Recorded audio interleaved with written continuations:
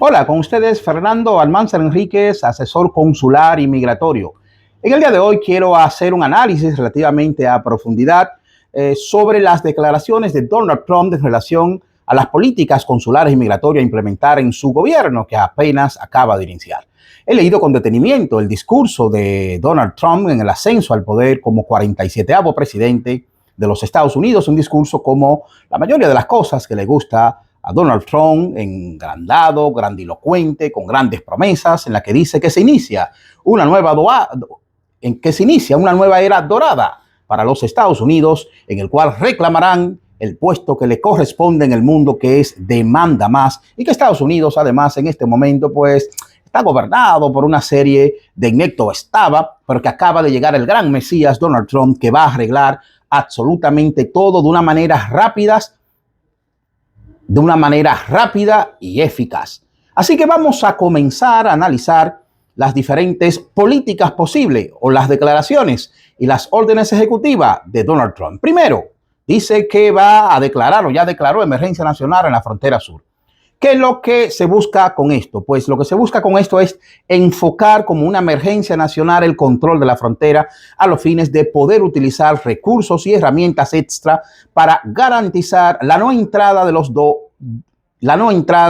de los inmigrantes indocumentados. De esta manera, con esta declaración de emergencia, él tendrá como objetivo tratar de impedir que entren la mayor cantidad posible de inmigrantes indocumentados que llegan a través de la frontera sur, que es la frontera con México. Recuerden que estamos hablando de una frontera de 3.152 kilómetros cuadrados. Fácil o nivel de fiabilidad o nivel de rapidez en la ejecución, relativamente rápida, no necesita pasar por el Congreso, no tiene mayores parámetros legales que superar. Ahora bien, el tema siempre está en ejecutar. Vamos a ver cómo logran ejecutar esto, porque como siempre, del dicho al hecho, hay mucho trecho. Seguimos. Devolver millones y millones de indocumentados y de criminales, fueron las palabras. Devolver millones y millones de criminales. Asumimos que se refiere a la frontera. No especificó en el discurso, no queda bien claro en el discurso si se está refiriendo a los millones y millones de criminales dentro, millones y millones de criminales que le van a impedir la entrada. Como siempre, un discurso grandilocuente, en palabras prácticas y ejecución no significa absolutamente nada más que un dominio conceptual, un elemento conceptual a los fines de contentar esa masa inmigrante, a los fines de contentar esas masas de votantes blancos, rurales, que es la base electoral de Donald Trump en Estados Unidos, pero nada más. Por lo tanto, desde el punto de vista consular y migratorio, eso no tiene ningún efecto más que una declaración. Restablecer el programa Quédate en México. Bueno, aquí sí entramos en materia.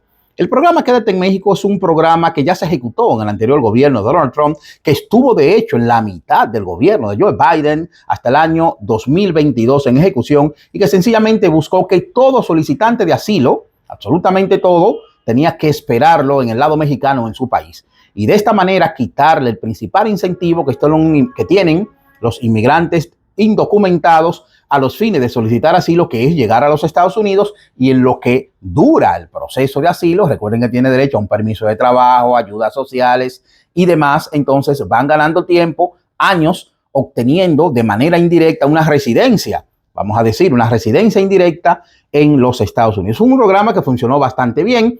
Se habló en ese momento unas 100,000 personas que de esa manera no entraron a los Estados Unidos. Se eliminó en el 2022 y es cierto, y eso debemos decirlo, que una vez eliminado se incrementó la cantidad de personas entonces que tuvieron que aceptar el asilo dentro de los Estados Unidos. Nivel de dificultad para la ejecución también es relativamente fácil. Se hace a través de orden ejecutiva, como ya lo hizo. No necesita grandes cumplimientos legales para ejecutarlo. Entonces es sencillamente fácil de ejecutar, y vamos a ver entonces si comienzan a ejecutarlo ya en la frontera. Entonces ya usted sabe, si tenía pensado solicitar asilo en Estados Unidos llegando a la frontera, sepa que no va a ser posible y que como mucho su caso si es aceptado tendrá que esperar en México o en su país. Otra medida, fin de la práctica catch and release. La práctica catch and release lo que significa es que la CBP atrapa al inmigrante indocumentado y luego lo suelta. Luego lo libera dentro de territorio estadounidense.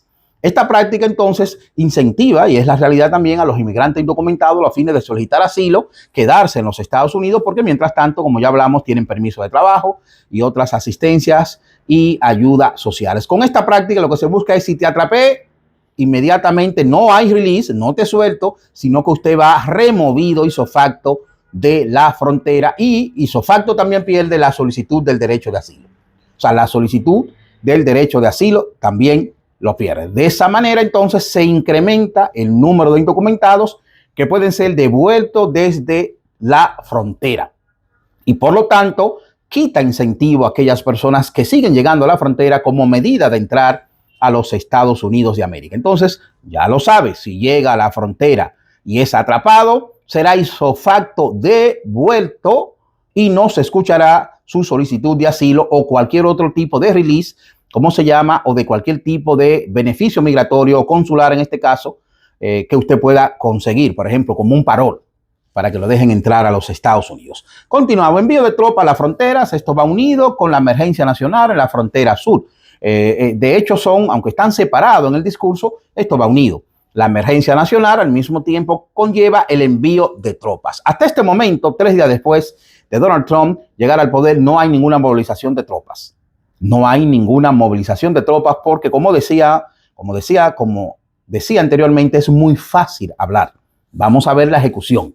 Hasta este momento no hay movilización de tropas. ¿Qué se busca? Mover miles de soldados a la frontera que coadyuven a la Customs and Border Protection, la CBP, en el control de la frontera, para de esa manera formar una especie de candado que impida la llegada de inmigrantes indocumentados a los Estados Unidos. ¿Cuánto necesitaríamos? ¿Cuánto necesita Estados Unidos para tener el control de una frontera de 3.152 kilómetros cuadrados? Nosotros los dominicanos tenemos un ejemplo, 390 kilómetros cuadrados nada más, un 12% de la frontera mexicana estadounidense. Y ya ustedes saben lo que significa para el Estado dominicano el dolor de cabeza que es el conseguir el control de esa frontera. Miles de soldados que en este momento no lo veo disponible. Es decir, fácil decir, difícil de ejecutar, por lo menos en el corto y el medio plazo.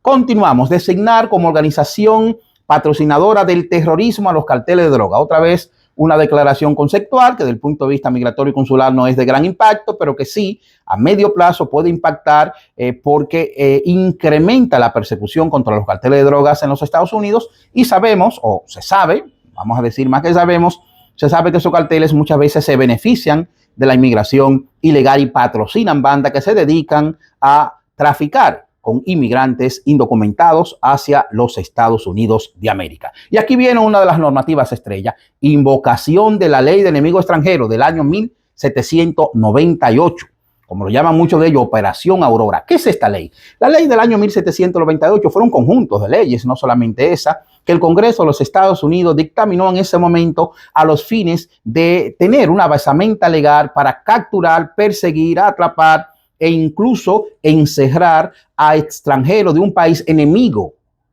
de los Estados Unidos o que esté en estado de guerra con los Estados Unidos. Es como una justificación legal para crear unas especies de campos de concentración. Esta ley se ha usado muy poco en los Estados Unidos. Se eliminaron, de hecho, casi todo, y solamente queda la de ley de enemigo extranjero. Las demás ya están derogadas desde hace tiempo y solamente queda esta. ¿Cuándo se ha ejecutado esta ley? Pues en el año 1812 contra los británicos, en la Primera Guerra Mundial contra los alemanes, y en la Segunda Guerra Mundial fue cuando más se ejecutó contra los alemanes, los italianos y los japoneses, que permitió capturar a soldados enemigos, a población de esos países que son tratados como enemigos, y se crearon, señores, escuchen bien, pequeños campos de concentración, que eso, la historia lo escriben los vencedores, eso casi no aparece, solamente se habla de los campos de concentración nazis, pero campos de concentración con esas personas. De invocar esa ley y lograr su ejecución, con lo que ganaría el gobierno de Donald Trump: una persecución masiva con los inmigrantes ilegales, que permitan llevarlo a pequeños campos de concentración, retenerlo en campos masivos, y que de esta manera no tener que pasar por el proceso de remoción, por el proceso de deportación a través de la corte migratoria, sino de manera administrativa ir sacándolo poco a poco o dentro de las posibilidades de la frontera de los Estados Unidos hacia los países de origen de esos inmigrantes. ¿Fácil de ejecutar? Muy difícil. pero muy difícil. Primero, porque muchos juristas dicen que para ejecutar esa ley y para invocar la ejecución de esa ley, Estados Unidos tiene que haberle declarado la guerra a un X país, porque por eso se identifica a los países, a los ciudadanos de los países que usted puede atrapar. Entonces, si usted quiere, por ejemplo, enfocarse en los mexicanos y en los dominicanos, Estados Unidos tendría que declarar la guerra a México, tendría que declarar la guerra a la República Dominicana. Eso dicen muchos juristas, porque es una ley de emergencia nacional. Los juristas, al fin y al cabo, dicen que es muy difícil de implementar esta ley a los fines prácticos. Y por lo tanto, yo mismo no creo que se vaya en los próximos 4 años a ejecutar esta ley. Y si se ejecuta, será en la parte más benigna de ella. Seguimos. Suspensión de la nacionalidad por nacimiento mediante orden ejecutiva. Los juristas dicen que no se puede en lo absoluto eliminar lo que está en la Constitución estadounidense en la 14ª enmienda mediante un decreto presidencial que llaman en Estados Unidos orden ejecutiva. Afirman que eso es imposible desde el punto de vista jurídico y que Donald Trump con esto lo que está buscando es abrir el debate a los fines y llevar o obligar a la Suprema que se pronuncie al respecto. Esta normativa entraría dentro de 30 días, estaríamos hablando alrededor del 21 de febrero, ya varias organizaciones civiles de los Estados Unidos han impugnado ante los tribunales esta iniciativa. Varios estados también han impugnado esta iniciativa y no creo que vaya a entrar en efecto, como acabo de decir. Muchos dicen que la Suprema, como está dominada por los conservadores y los trumpistas, va a declarar a favor de Donald Trump. En este caso, vamos a ver qué pasa. Efectivamente, el gobierno de Donald Trump tiene un control de la Suprema Corte de Justicia, tiene 6 de 9, un control relativamente, pero recordemos que estos jueces no necesariamente obedecen de manera directa a cada opción o a cada pensamiento, que quiera el presidente de los Estados Unidos. Creo que no se va a ejecutar en el corto o medio plazo, pero sí se va a abrir un debate y vamos a ver qué pasa en ese debate para eliminar la nacionalidad por nacimiento. Hay que recordar que esta nacionalidad por nacimiento surge al término de la guerra civil dentro de los Estados Unidos. ¿Por qué? Porque la enmienda 13, bueno, antes de eso debemos recordar que había jurisprudencia de la Suprema Corte de Justicia de los Estados Unidos en la que afirmaba que ningún negro podría convertirse en ciudadano de los Estados Unidos, absolutamente ninguno. Al terminar la guerra civil, el abolirse la esclavitud, entonces se ejecuta la enmienda 13 de la Constitución a los fines de que esa jurisprudencia de la Suprema Corte de Justicia no tuviese efecto. Pero hay que crear una nueva, y es la enmienda 14, para de esa manera garantizar que todos los esclavos y todos los hijos de esclavos se convirtieran en ciudadanos de Estados Unidos. En el 1898, la Suprema nueva vez validó la ejecución de esta enmienda número 14 a través de un caso muy conocido de un niño chino que nació en Estados Unidos, de padres chinos, que se fue a China y cuando regresó no lo dejaron entrar, entonces incoaron un recurso hasta la Suprema. La Suprema le dio el derecho informando que basado en la enmienda 14, ese joven, ese niño tenía derecho a la nacionalidad estadounidense y también esa es la última jurisprudencia clara de la Suprema Corte de Justicia. Vamos a ver finalmente qué pasa, pero no creo que se vaya a ejecutar ahora en los próximos días porque, repito, ya eso va camino a los tribunales. Y por último, también ha declarado fortalecer el visado H-1B. Bueno, algo positivo viniendo de Donald Trump. Debemos declarar que en el anterior gobierno tenía una actitud contraria. Donald Trump en el anterior gobierno incluso intentó suspender los visados H-1B. ¿Qué son los visados H-1B? Son los visados de trabajo, de trabajador especializado, mediante el cual las grandes multinacionales contratan a expertos en diferentes áreas de los diferentes países y los llevan a Estados Unidos.